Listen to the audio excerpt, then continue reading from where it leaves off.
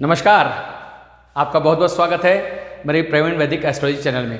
आज का विषय बहुत अच्छा है, बहुत महत्वपूर्ण है। इस वीडियो को अंत तक जरूर देखिएगा। आपको कहीं ना कहीं आपसे संबंधित, चाहे आप नौकरी में हो चाहे आप व्यवसाय में हो, आपको बहुत फायदा मिलने वाला है। आज जिस विषय की हम चर्चा करने वाले हैं उस विषय का नाम है कुंडली में, ज्योतिष शास्त्र में और वास्तुशास्त्र में भी बहुत इंपॉर्टेंट है। उनका नाम है गुरु। इंग्लिश में नाम है जुपिटर। जुपिटर ग्रह हमारी कुंडली में क्या रोल निभाता है, उसकी चर्चा करने से पहले गुरु के कारक तत्व तो देखें हम। गुरु किन किन विषयों पर आधिपत्य रखता है। देखिए, गुरु दर्शन, धर्म, ज्ञान, इन सब का कारक तत्व लेके चलता है। हमारी पूरी कुंडली में जो सबसे ज्यादा व्यवस्थाएं मिली हुई हैं, जो सबसे ज्यादा भावों पर अधिकार मिला हुआ है, वो गुरु को मिला हुआ है। गुरु से ही हमारे को शिक्षा, ज्ञान, नौकरी, व्यवसाय, शादी, बच्चे, कहीं न कहीं इनको प्राप्त करने में गुरु का बहुत बड़ा रोल होता है। हमारे कैरियर में स्थिरता, हमारे कैरियर में अगर स्थिरता नहीं आ पा रही है, उसका कारण भी गुरु हो सकते हैं। तो सबसे पहले आज जो हमारा विषय है वो गुरु से ही संबंधित है।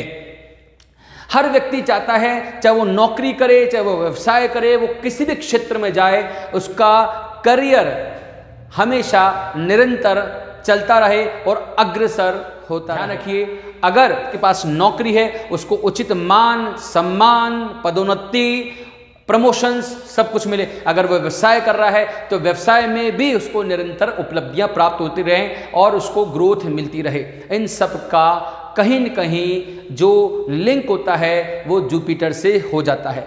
अगर किसी जातक की कुंडली में, अगर किसी व्यक्ति की कुंडली में गुरु बलवान स्थिति में है, गुरु शुभ स्थिति में है, शुभ ग्रहों से दृष्ट है, शुभ भावों में बैठा हुआ है, राजयोग बना के बैठा हुआ है, तो जीवन में उसको सक्सेस पाने से कोई नहीं रोक सकता है। ये हमने बहुत सारी कुंडलियों में देख करके, गुरु कौन कौन से भावों में बैठ करके क्या क्या कर सकता है। जब एक कुंडली को देखा जाता है तो उस कुंडली के अंदर और भी बहुत सारे ग्रह हैं, उनका प्रभाव भी देखा गया है। उससे प्लस माइनस कुंडली होती रहती है। आज मैं सिर्फ चर्चा गुरु पे कर रहा हूं। अगर गुरु आपकी कुंडली में पहले भाव पे आ जाते हैं तो कहा जाता है पहला भाव लग्न, जातक का स्वभाव कद कांटी सोच का होता है। तो गुरु यहां गए तो आदमी की सोच को बहुत ज्ञानी कर देते हैं, ज्ञानवान पुरुष कहलाता है। अगर गुरु सेकंड भाव में बैठ जाएं तो गुरु बहुत अच्छा वक्ता बनाता है, क्योंकि सेकंड भाव वाणी, कुटुंब का और धन का भाव है। तो यहाँ वक्ता होकर के, अच्छा मोटिवेशनल स्पीकर होकर के भी वो पैसा कमा सकता है, अच्छा वक्ता होता है। तीसरा, अगर गुरु तीसरे भाव में बैठ जाता है, वैसे तो देखा जाए हमेशा लग्न का तीसरा भाव शत्रु भाव ही होता है, लेकिन गुरु तो गुरु होते हैं। गुरु तो कहीं भी बैठ जाएं तो बहुत अच्छा प्रभाव देते हैं, लेकिन उनकी स्थिति बलवान और शुभ होनी चाहिए। तीसरे भाव में वो बहुत अच्छे प्रेजेंटर होते हैं, बहुत अच्छे धर्माज, जो धर्म के उपदेशक होते हैं, प्रेजेंट करने वाले होते हैं। गुरु का भाव यहाँ होता है तो ऐसा फल प्राप्त होना पाया गया है। अगर चौथे भाव में गुरु आ जाता है तो अच्छी प्रॉपर्टी का योग बन जाता है। प्राइमरी एजुकेशंस बहुत अच्छी होती हैं। कई बार तो ऐसा देखा गया कि यहाँ गुरु होता है तो कई बार प्राइमरी एजुकेशन में जो जातक वो टीचर बन जाते हैं। होता है ना, 8th 9th तक प्राइमरी एजुकेशन में टीचर बन जाते हैं। पंचम भाव तो वैसे ही विद्या का भाव होता है, हमारे एंटरटेनमेंट का भाव होता है, हमारे लव अफेयर का भाव होता है, हमारे संतान का भाव होता है। अगर यहाँ गुरु आ जाते हैं तो ये भाव भी बहुत अच्छा हो जाता है। मैं बार बार एक बात कह रहा हूँ, गुरु की स्थिति बलवान होनी चाहिए, शुभ स्थिति होनी चाहिए, शुभ ग्रहों से दृष्ट होनी चाहिए। ध्यान रखिए, अगर छठे भाव में गुरु आ जाता है तो यहाँ शत्रुहंता कर योग बना देते हैं गुरु। कई बार यहाँ छठे भाव में गुरु को अच्छा भी नहीं माना जाता है, लेकिन अधिकतर ये पाया गया है, मैंने जब तक जितना मैंने एक्सपीरियंस लिया है, गुरु यहाँ पर आकर के भी अपने शत्रुओं को नाश करने का काम करते हैं। तो गुरु यहाँ भी हो जाता है, क्योंकि मैं अधिकतर पॉजिटिव बातें करता हूँ, कोई भाव खराब नहीं होता, उसके कुछ प्रभाव प्लस माइनस में चलते हैं, लेकिन सभी लोग हम लोग सब बताते हैं 6, 8, 12 ये त्रिक स्थान है, दुह स्थान है, दुख स्थान है, यहाँ पर कोई ग्रह आता है तो फंस जाता है, ऐसा कहा जाता है, हम मानते हैं। लेकिन कई बार बहुत सारी परिस्थितियां देखी गई हैं कि यहाँ आकर के ग्रह अच्छा फल भी देते हैं, क्योंकि बाकी और ग्रहों का प्रभाव भी तो होता है ना।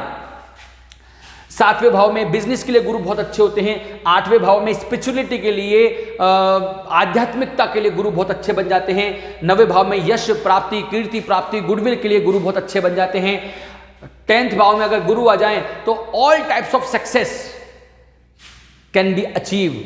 ध्यान रखना, all types of success can be achieve, गुरु यहाँ को रोल निभाते हैं। अगर 11वें भाव में हो जाते हैं तो गुरु क्या करते हैं, स्टोरी टेलर होते हैं, प्रेजेंटर्स होते हैं, जो तृतीय भाव का काम होता है, कथा वाचक भी हो सकते हैं, अच्छे कंसल्टेंट भी हो सकते हैं, अच्छे मोटिवेशनल लोग भी हो सकते हैं। तो गुरु यहाँ पर भी बहुत अच्छा काम करते हैं। और अगर 12वें भाव में गुरु आ जाते हैं तो धर्म के कार्यों में भी खर्चा करवाते हैं, पुण्य कार्यों में भी खर्चा करवाते हैं। तो गुरु का रोल तो हर भाव में बहुत अच्छा होता है, पर बार बार एक ही लाइन कही जाती है, एक ही बात कह रहा हूं कि और भी ग्रहों का प्रभाव होता है गुरु की स्थिति को प्लस माइनस करने के लिए। अब आते हैं गुरु का कौन सा योग सबसे खराब योग कहलाता है। गुरु का सबसे खराब योग कहलाता है गुरु चांडाल योग। जब गुरु और राहु किसी भाव में बैठ जाते हैं निकटतम डिग्रियों में, तो गुरु चांडाल भाव का, गुरु चांडाल जो दोष होता है वो क्रिएट हो जाता है, गुरु चांडाल योग आ जाता है। ये योग अच्छा नहीं होता।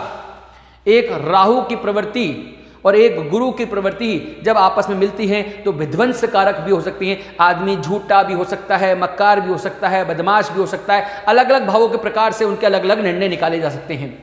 पर अगर गुरु चांडाल योग गलती से 10वें भाव बन जाए, जो हमारे कर्म क्षेत्र होता है, जो हमारे ग्रोथ का एरिया होता है, जो हमारी सक्सेस का होता है, हमारी वृद्धि का होता है, उसमें अगर गुरु चांडाल योग बन जाता है तो यहां वृद्धि रुक जाती है, दिक्कत हो जाती है। अगर आपकी कुंडली में गुरु अच्छा है, बलवान है, शुभ स्थिति में है, होने के बावजूद भी अच्छे फलन नहीं दे पा रहे हैं, तो हम गुरु के क्या क्या उपाय कर सकते हैं, देखिए आप लोग। सबसे पहला गुरु को अच्छा करने का उपाय होता है, ये सहज उपाय हैं, सरल उपाय हैं, हर कोई व्यक्ति बिना सोचे समझे भी करे तो कभी नुकसान नहीं करेंगे। पहला, अपने गुरुओं का सम्मान करें। अपने गुरुओं का, बड़ों का, माता का, पिता का, चाचा का, चाची का, ये सब हमारे जीवन में गुरु के समान ही होते हैं। जब हम जन्म लेते हैं तो पहली शिक्षा हमको सब यही देते हैं। जब हम स्कूल में जाते हैं तो हमारे टीचर होते हैं, इनका सम्मान करें, आपका गुरु अच्छा होता जाएगा।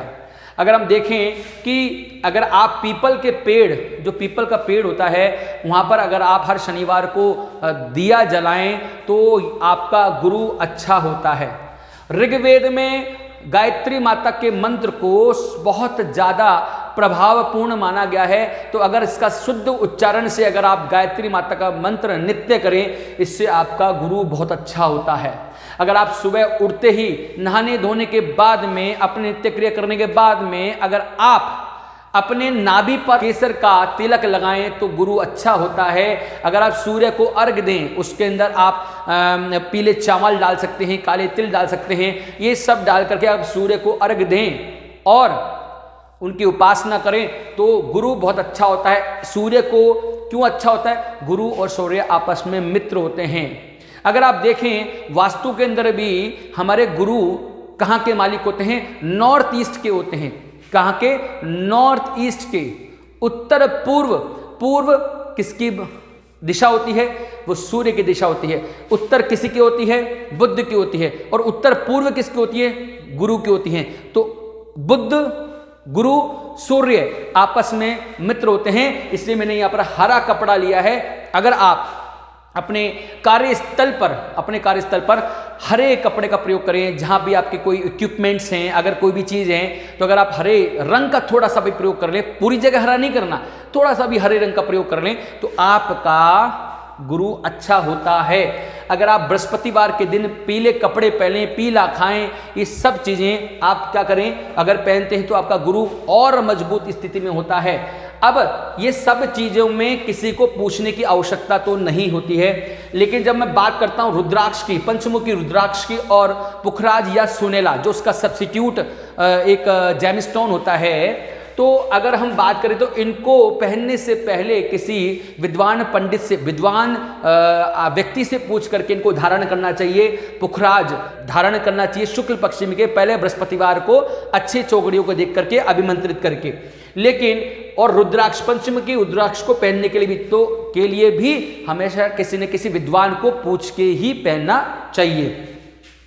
तो अगर आप इतने सारे उपाय करते हो जिसमें इन दोनों के अलावा किसी भी उपाय से कोई भी नुकसान नहीं होता, आपका गुरु बहुत शुभ स्थिति में आता है और आपके कैरियर में आपको ग्रोथ मिलती रहती है, चाहे आप नौकरी करें, चाहे आप व्यवसाय करें। आशा है आपको मेरा ये वीडियो पसंद आएगा। अगर मेरा वीडियो आपको पसंद आता है तो मेरे वीडियो को लाइक, सब्सक्राइब, शेयर जरूर कीजिए और आप लाभान्वित हों, साथ में दूसरों को भी लाभान्वित होने का अवसर प्रदान करें। धन्यवाद।